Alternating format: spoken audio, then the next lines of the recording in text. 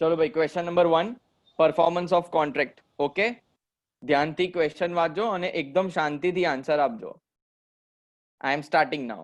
A and B had equal share. According to will, પપ્પાએ એક વસિયત કરી હતી જેમાં A અને B નું ઇક્વલ શેર હતું. જેટલી પણ પ્રોપર્ટી હોય મર્યા પછી શું કરી દેવાનું? અડધી અડધી કરી દેવાની. બરાબર છે? આગળ, B denied to give the share as per will. A decided to file a case. A decided to file a case against B. B sent goons. Goons એટલે ગુંડાઓ. They offered 10 lakh rupees for not filing the suit against B. A accepted the offer and agreement was signed. Discuss. क्या हुआ इस case के अंदर? दो भाई थे, बाप के मरने के बाद दो भाइयों के बीच में झगड़ा हो गया. मिस्टर बी मिस्टर ए को बोल रहा है कि मैं तेरे को आधी प्रॉपर्टी नहीं दूंगा. મિસ્ટર એ બોલ રહ્યા કે I will file a case against you.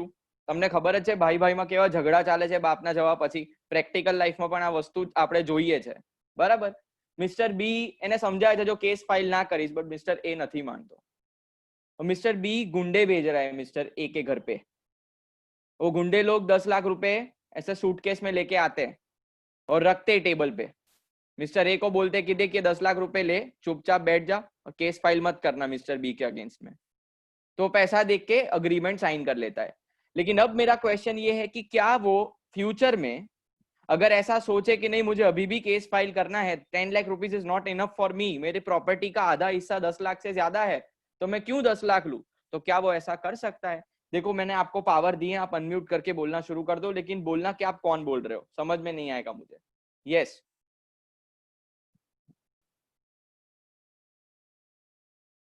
Can you unmute yourself? आप अनम्यूट कर सकते हो ना? Yes sir. हाँ बोलो शिवम. सर वो अगर उसने 10 लाख ले ली है और उसके बाद वो बोल रहा है थोड़े टाइम बाद, तो हाँ नहीं कर सकता है. तो नहीं कर सकता. नहीं. 10 लाख लेने के बाद वो नहीं कर सकता. तुरंत कर सकता है पर ऐसे रीजनेबल. हाँ, रीजनेबल टाइम बराबर है. That reasonable time depends on court, वो हम डिसाइड नहीं कर सकते. बराबर है. लेकिन यहाँ पे कोई और पॉइंट भी है जो थोड़ा पहले हमने एग्जैक्टली सी, अब आपको है ना बिजनेस लॉ को पहले से कनेक्ट करके समझना होगा. आप चैप्टर टू चैप्टर मत जाइए. मैंने यहाँ पे क्या लिखा है देखो, be send goons.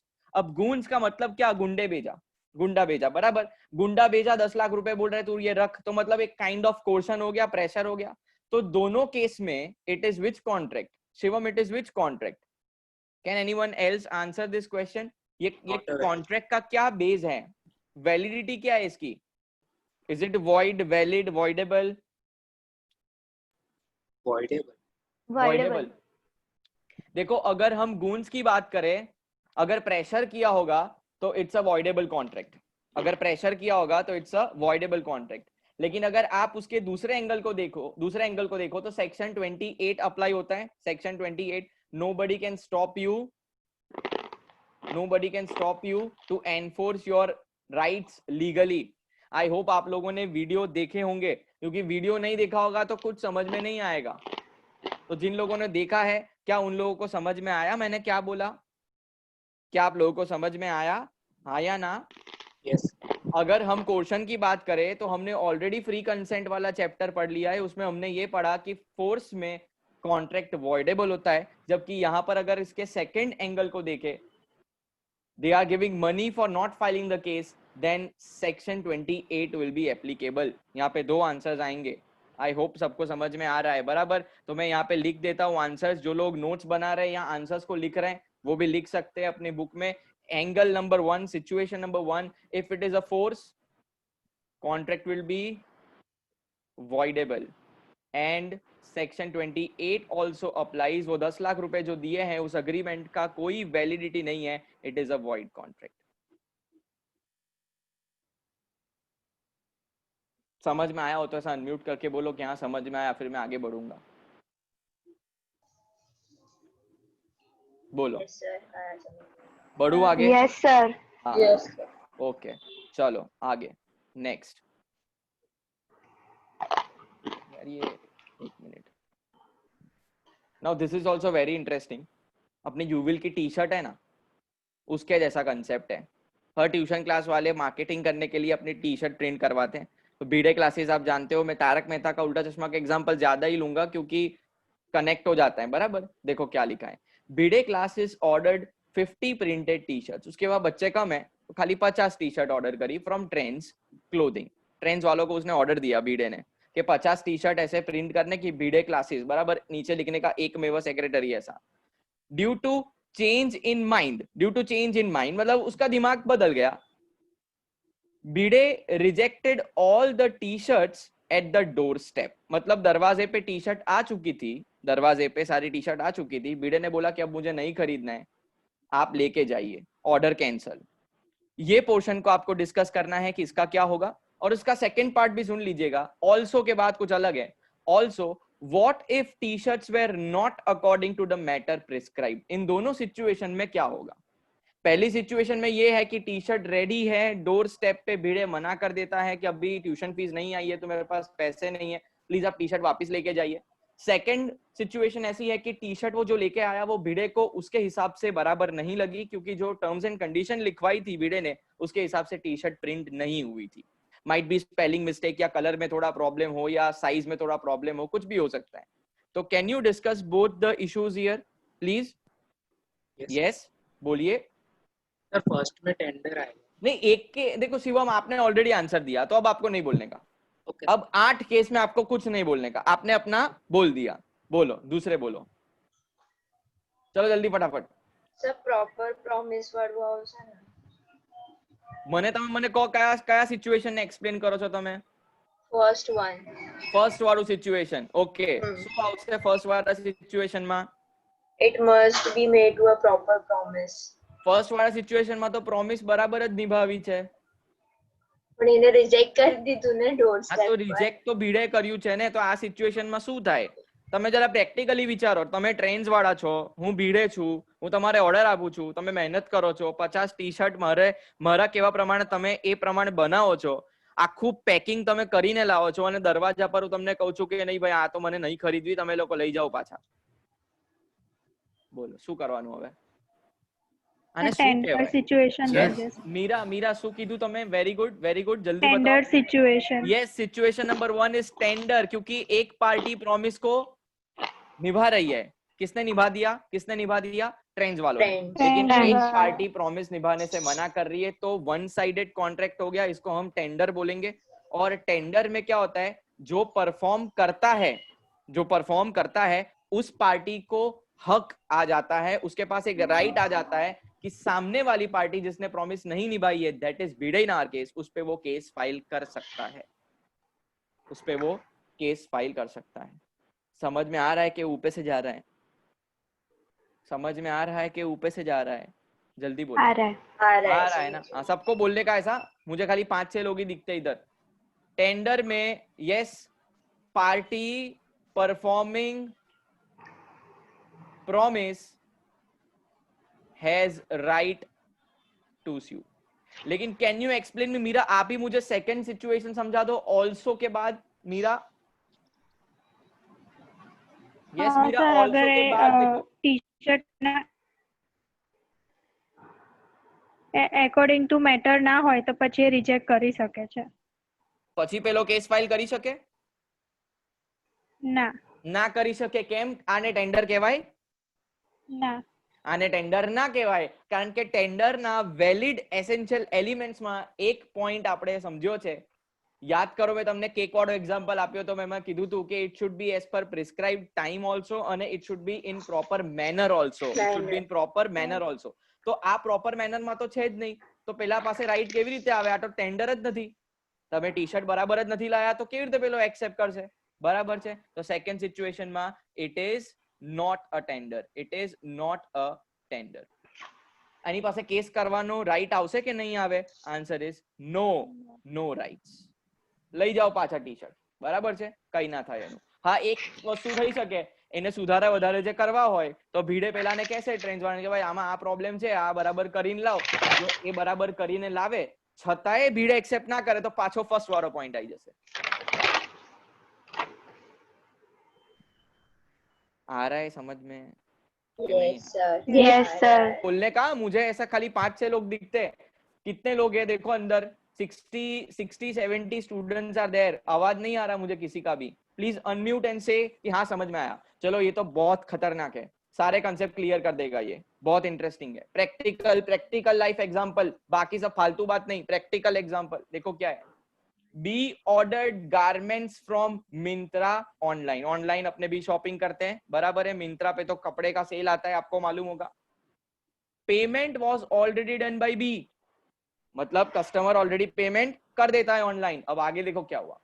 They delivered the parcel at 5 AM. सुबह में 5 बजे आया वो घर पे डिलीवरी करने के लिए in the morning. But nobody pick the call. Call करा मिंत्रा वालों ने कॉल करा, लेकिन कॉल किसी ने उठाया नहीं.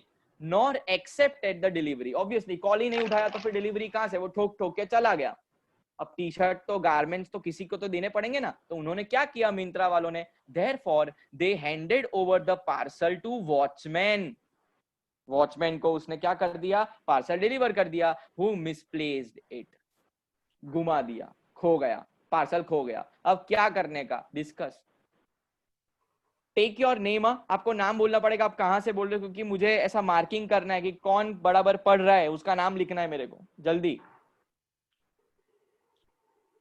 Sir, it must be ધ્વનિ નહીં તમે આન્સર આપેલો છે. બીજું કોઈ હાથ રેસ ના કરો, ડાયરેક્ટ અનમ્યુટ કરીને બોલો.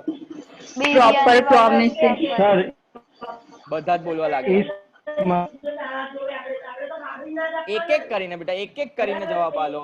ખાલી જાની સુનીતા બોલશે ઓપી રોટી. આ બોલો. It must be to proper promising. Watchman ના આપે તો ના ચાલે ને સર. કેટલી ભૂલ દેખાય તમને આમાં. આ તમે પેલો ઝોમેટો વાળો બિરયાની તમે મગાવી હતી, બાજુવાળા ના આપીને જતો રહ્યો. હા, આમાં એ પોઈન્ટ છે, બરાબર. બીજો કોઈ પોઈન્ટ દેખાય? બીજો છે sir. proper time. Exactly. There are two mistakes here. Proper time and place. Very good. Place તો બરાબર છે. જો પ્લેસ તો બરાબર છે. Place તો એ ઘરે બરાબર આવ્યો છે, time. મને- પ્રોપર ટાઈમ સર. હવે મ્યુટ કર દો. હવે હું બોલીશ. મ્યુટ કર દો. હા. ઇટ શુડ બી એઝ પર પ્રોપર ટાઈમ. 5 વાગે કોઈ ડિલિવરી ના કરે. તમને પણ ખબર છે એમેઝોન થી કે કશે બી તમે મંગાવશો ને, એ 10 થી 6 ની વચ્ચે જ આવશે, કારણ કે લોકોનો રૂલ છે. માઇટ બી આ પોઈન્ટ થી બહુ કનેક્ટ થાય છે. દે કેનોટ કમ એટ 9. તમે ફોન કરીને આવશે વસ્તુ અલગ છે, તમારી પરમિશન લેશે વસ્તુ અલગ છે, but generally they will come between 10 to 6 business hours only. Okay, so first of all, this 5 AM is not the correct time of delivery. Here one mistake. Second, आप उसी को डिलीवर कर सकते हो, वो इंसान आपका एजेंट होना चाहिए, आपके बिहाफ में काम करना होना चाहिए. ये वॉचमैन आपका एजेंट नहीं है, he is a third party. Okay, he is not a proper promisee. तो यहाँ पे डिलीवरी वॉचमैन को जो दी है वो भी बराबर नहीं करी, विदाउट इन्फॉर्मिंग. तो यहाँ पर 2 मिस्टेक्स हमने फाइंड करी. Is it a valid tender? Can anyone tell me, is it a valid tender? Valid tender है ये? अरे आवाज आ रहा है कि नहीं? नहीं है. No, sir. No, No. sir. Valid No, tender sir. नहीं है. म्यूट कर दो.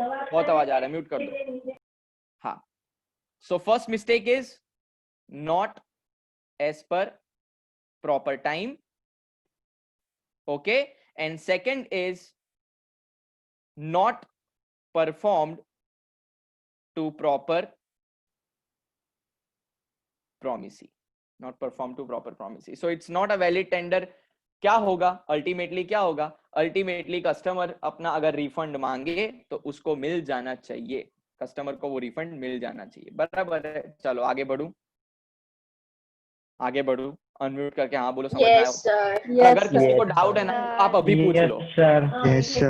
Yes, sir. डाउट हो तो अभी पूछ लो. किसी को कोई डाउट नहीं है. चलो आगे. Fourth, Z ordered. Very simple. होता है नॉर्मल लाइफ में, होता है. Z ordered large pizza with extra cheese from Domino's. However, they delivered small pizza with no extra cheese. Z rejected the delivery and wants his money back. कर सकता है कि नहीं कर सकता वो ये वैलिड परफॉर्मेंस है क्या? वैलिड परफॉर्मेंस नहीं है. प्रॉपर ये जो मैटर है, प्रॉपर जो उन्होंने टर्म्स एंड कंडीशन रखी है, जो क्वांटिटी में मंगवाया है, वो फुलफिल नहीं हो रहा है. Very simple. हमने पढ़ा है ना, it should be of whole quantity. It should be of whole quantity. It should be as per proper prescription. दोनों पॉइंट यहाँ पे कनेक्ट हो जाएंगे. Yes sir. Not a valid tender, yes he can claim the money back. आगे very simple, इसमें ज्यादा time spend करने की जरूरत नहीं है। D is a debtor of C. D is a debtor of C worth rupees 15,000. D promised C to pay the loan provided C sells his new car to him at cost. अब देखो ये बड़ा interesting सा है, समझा देता हूं क्या है। D को 15,000 रुपए C को देने हैं। So D is in liability to pay 15,000 rupees to C. वो देने के लिए रेडी है, उसमें उसको कोई प्रॉब्लम नहीं है, ऐसा जेब में लेके घूमता है 15,000 रुपया। लेकिन जब वो 15,000 ऐसा देने जा रहा था, देखो मेरे को देखना, 15,000 ऐसा देने को ऐसा जा रहा था ना, तो वे नहीं वे 15,000 ત્યારે જ આપી જાય, પેલી તારી કાર છે ને મને સસ્તા ભાવમાં કોસ્ટ પર વેચી ના। હવે પેલાને ના પણ વેચી હોય કાર, પણ તમે એવું ના કહી શકો ને કદાચ મારા પ્રમાણે। પછી પેલો કેસ ફાઇલ કરે તો મિસ્ટર ડી શું કહે કે હું તો 15,000 રૂપિયા આપવા માટે રેડી જ હતો, જો ઉપર સીસીટીવી કેમેરામાં મેં તો ઓફર બી કર્યા હતા 15,000, પહેલા મને કાર ના વેચી તો હું શું કરું? આમ આપે છે, પાછો લઈ લેજે, ના ના ના, આમ આપે છે, પાછો લઈ લેજે કે નહીં, પેલો કાર વેચને કાર આપને આવું કરે છે। પેલો કાર ના આપે તો 15,000 ના મળે, કાર આપી દેવી જોઈએ ને।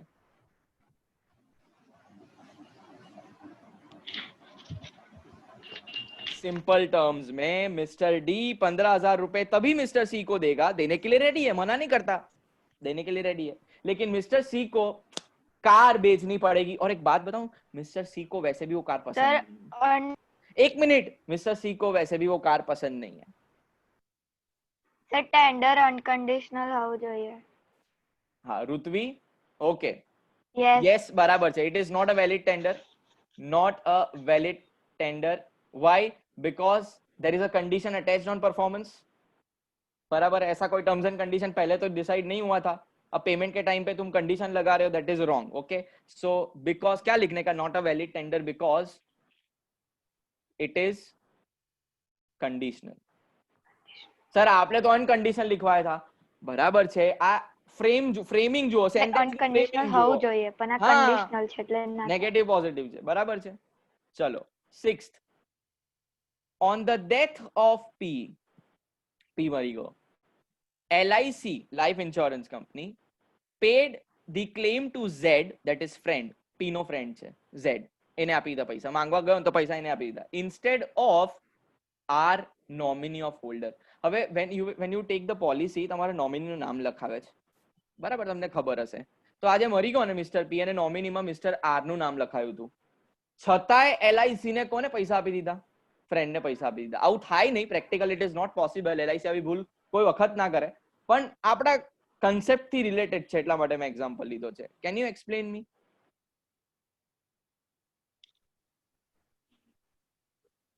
વ્રજ, પ્રોપર પર્સન ને ના આપ્યું। Exactly, again that point is again repeated, watchman વાળો જ પોઈન્ટ છે, બરાબર। it should be performed to proper promisee, again it's a not a valid performance, not a valid performance because it is not performed to proper promisee। ભાઈ ખબર પડે છે કે બધું ઉપરથી જાય છે, મને બોલી દેજો હા, છેલ્લે ડાઉટ્સ ના આવવા જોઈએ, આપણે બધા કેસ સમજમાં આવવા જોઈએ। now 7th is very technical and very interesting, ધ્યાનથી સમજજો। A and B are partners, मैं इसको ऐसा स्क्वायर कर रहा हूं, ये बहुत ही बड़ा हिंट है। A and B are partners of a small business named AB. C is a customer who made credit purchase of 5,000. C writes a check in the name of A instead of partnership firm. Now understand what happened. Let's say this is a firm named AB. घर से business कर रहे हैं, इसके दो partners हैं, mister A and mister B। एक customer आया मिस्टर C, जो कि गुड्स खरीद के गया 5,000 रुपए के, 5,000 रुपए के। अब मिस्टर सी इसको चेक लिख रहा है, अब चेक में क्या, पे में ना ए भी लिखने का था, लेकिन इसने गलती से ए के नाम का चेक लिख दिया और साइन कर दिया। क्या ये चेक, क्या ये परफॉर्मेंस, क्या ये पेमेंट वैलिड है? That is my question.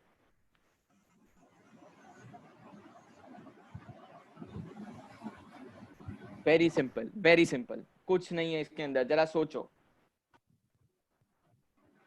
क्या एक पार्टनर पार्टनरशिप फर्म का एजेंट नहीं है? क्या एक पार्टनर पार्टनरशिप फर्म के बिहाफ में काम नहीं करता है? Sir Jeet from सुबनपुर। जीत बोलो। सर प्रोमिसर में टेंडर टू एजेंट और joint promisee. Exactly, joint promisee or agent here. Partners are the agent of partnership firm.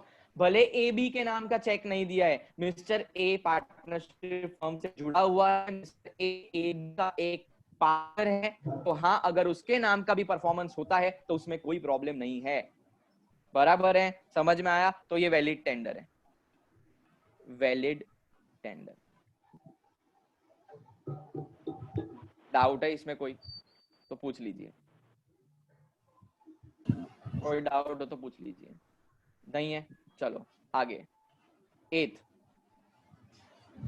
A writes a check to his creditor, okay, but he does not have bank account. किसका account नहीं है? किसका account नहीं है? Debtor का account नहीं है। मतलब आप लोगों ने मेरे को पैसा दिया, आप लोगों ने मुझे उधार दिया, अब मैं उसका आपको रीपेमेंट कर रहा हूं, लेकिन आपके अकाउंट, आपका बैंक अकाउंट नहीं है, आपके बैंक में आपका अकाउंट ही नहीं है, तो आप चेक कहां डालोगे? तो मैंने जो परफॉर्मेंस किया, क्या मैं फॉल्टी परफॉर्मेंस किया? क्या मैंने वो परफॉर्मेंस बराबर नहीं किया है? That is my question. Provided there were no conditions attached, there were no condition attached. आपने ऐसा कुछ नहीं बोला था कि कैश में ही पेमेंट होना चाहिए, आपने बोला था पेमेंट होना चाहिए। तो मैंने क्या किया? मैंने चेक लिख दिया आपके नाम का, लेकिन आपका बैंक अकाउंट नहीं। चलो बोलो जल्दी जल्दी फटाफट, एंड तक वीडियो देखा करो, एंड तक वीडियो, खाली 10 मिनट देखा फिर बंद कर दिया, ऐसा मत करो प्लीज।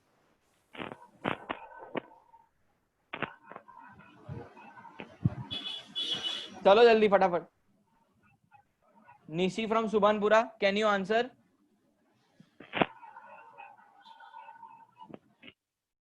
निशी आपको क्या लगता है, वो जिसने चेक लिखा मिस्टर ए, उसकी गलती है? उसको ऐसा पूछना चाहिए ना कि तुम्हारा अकाउंट, तुम्हारा बैंक अकाउंट है कि नहीं? पर कोई कंडीशन नहीं था तो फिर उसकी थोड़ा नेटवर्क कट रहा है, ऐसा मतलब आवाज कट रहा है, नेटवर्क तो नेटवर्क नहीं कट सकता, आवाज कट रहा है थोड़ा। कोई और आंसर दे सकता है please? Parag from OP road, can you answer? Sir जेने आंसर આપી દા છે ને પ્લીઝ એ ના બોલતા। पराग, यस सर। 8 पॉइंट्स मैंने आपको करवाए सबको, उसमें से कोई एक पॉइंट तो इसमें डेफिनेटली कनेक्ट हो रहा है। It's a tender of money बेटा। चेक लीगल है कि नहीं है?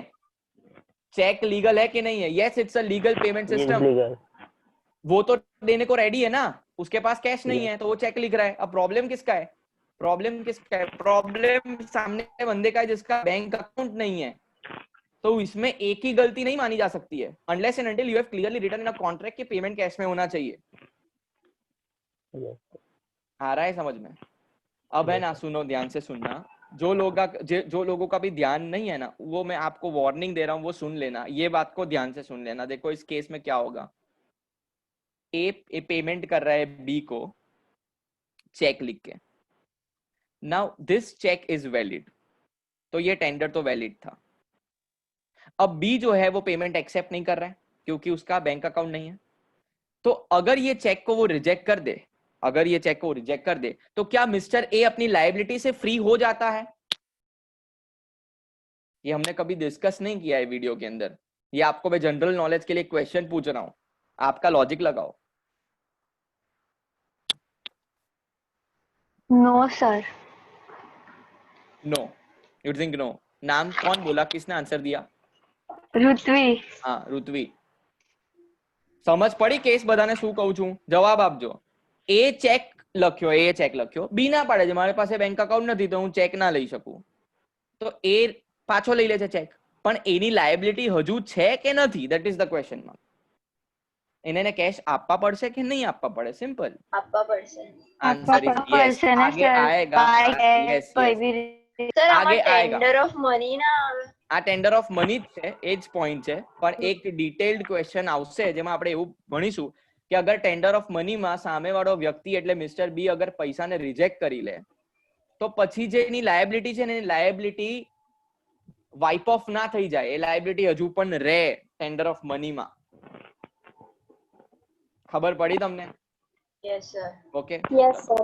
આગળ સર હા Yes, સર sir. પણ સર આમાં એવું ના થઈ શકે કે એ ચેક લખ્યો બી પર પણ એને નામ થોડી ખબર હશે, એ પૂછશે તો ખરો ને કે તારા બેંક અકાઉન્ટમાં તારું નામ શું છે. ચેકમાં એમને થોડી કઈ બી નામ લખી દેશે, તો પછી એ વખતે તો એને પૂછવું તો પડે ને ચેક એટલે લખતી વખતે. પૂછ્યું ફૂલ નેમ શું છે, હવે એમાં ફૂલ નેમ લખી દીધું પણ એવું ના પૂછ્યું એટલે કે તારા બેંકમાં શું નામ ચાલે છે કે તારું એક્ઝેક્ટ નામ બેંક પ્રમાણે શું છે, એવું બેંક શબ્દ જ ના યુઝ કર્યો. એટલે તમે બી સિચ્યુએશન ક્રિએટ કરી શકો છો લોજિકલી, તો ડેફિનેટલી બરાબર છે, પણ આ તો ખાલી કેસને એક્સપ્લેન કરે છે. એ બધું કંઈક પ્રેક્ટિકલી એવું પોસિબલ ના હોય, બરાબર. હવે આ સિચ્યુએશનમાં આવું કેસ બેસ આવે બી નહીં.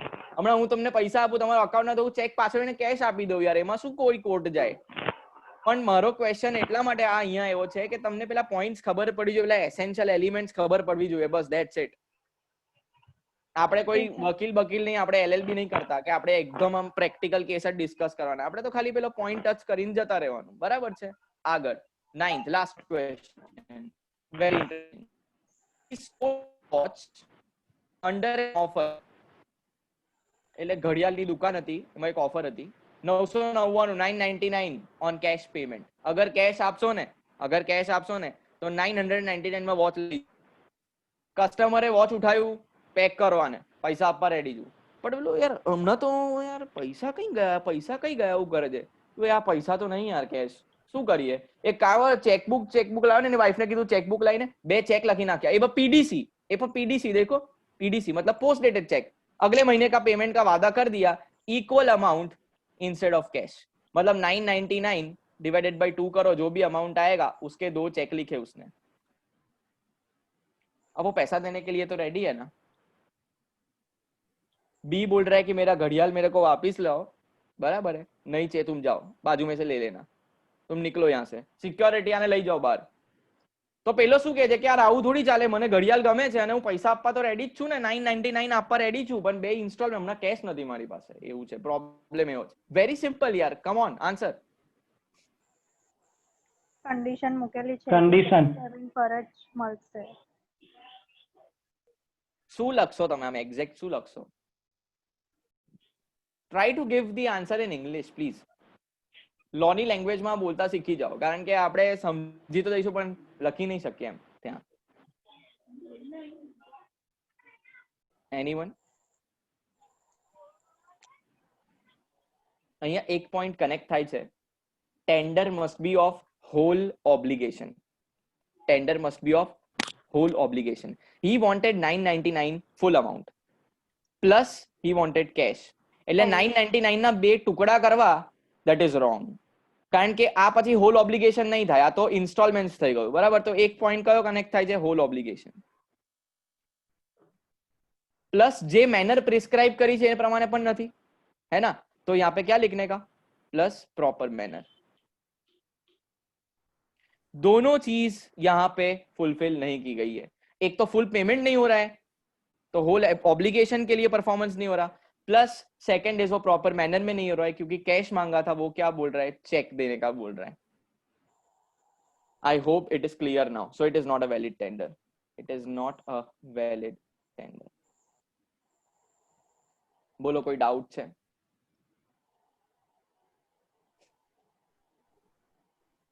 बोलो बोलो, चलो जल्दी फटाफट. Sujan, are you there? Sir.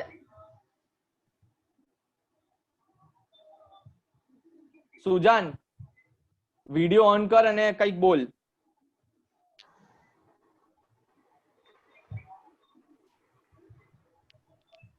હા બોલો ભાઈ, કોણ હતું? ધ્વનિ. સર હું એવું કહું છું, લાસ્ટ હા, ધ્વનિ. વાળામાં ટેન્ડર ઓફ મની પણ આવી શકે ને કે ના આવે? ટેન્ડર ઓફ મની ના આવે એમાં. ટેન્ડર ઓફ મની ક્યારે આવે? જ્યારે તમે કોઈક એવો પેમેન્ટનો બેઝ લો ને જે વેલિડ જ ના હોય, લીગલ જ ના હોય. મેં તમને એક્ઝામ્પલ લીધો તો ઓલ્ડ કરન્સીઝનો કે ફોરેન કરન્સીઝનો, બરાબર. એટલે કેશ યા તો ચેક બંને લીગલ જ છે. મેનર શબ્દ આવશે કારણ કે જે મોડમાં પ્રિસ્ક્રાઇબ કર્યું છે ને એ મોડમાં પેમેન્ટ નથી થયું. Okay.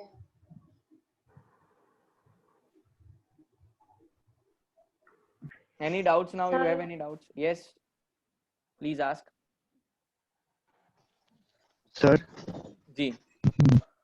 sir, it's been Nawam. हाँ नवांग बोलो बोलो. Sir, actually, I have a question not related to this topic, but performance contract is something related with execute or executive contract, or it's be totally different. It is different. देखो यहाँ पे क्या है पता है, टेंडर का actually meaning क्या है कि एक बंदा अपनी प्रॉमिस निभा रहा है लेकिन सामने वो प्रॉमिस दूसरा बंदा नहीं निभा रहा है. You can connect like this. अगर आप ऐसा बोलो कि एक परफॉर्मेंस हो गया, दूसरे साइड से परफॉर्मेंस अभी बाकी है, तो ये वन साइडेड कॉन्ट्रैक्ट माना जाएगा. ओके लेकिन परफॉर्मेंस ऑफ कॉन्ट्रैक्ट टेंडर कब हम यूज करते हैं? Tender is one sided performance but the second party is not ready to perform. Second party is not ready to perform, यही डिफरेंस है. बाकी दोनों में कॉमन चीज ये है कि एक पार्टी ने परफॉर्म कर दिया, ये कॉमन चीज है. बराबर है कि चले गए नवांग? हाँ Okay. sir, hold on. Yes. Thank you. बाकी कोई?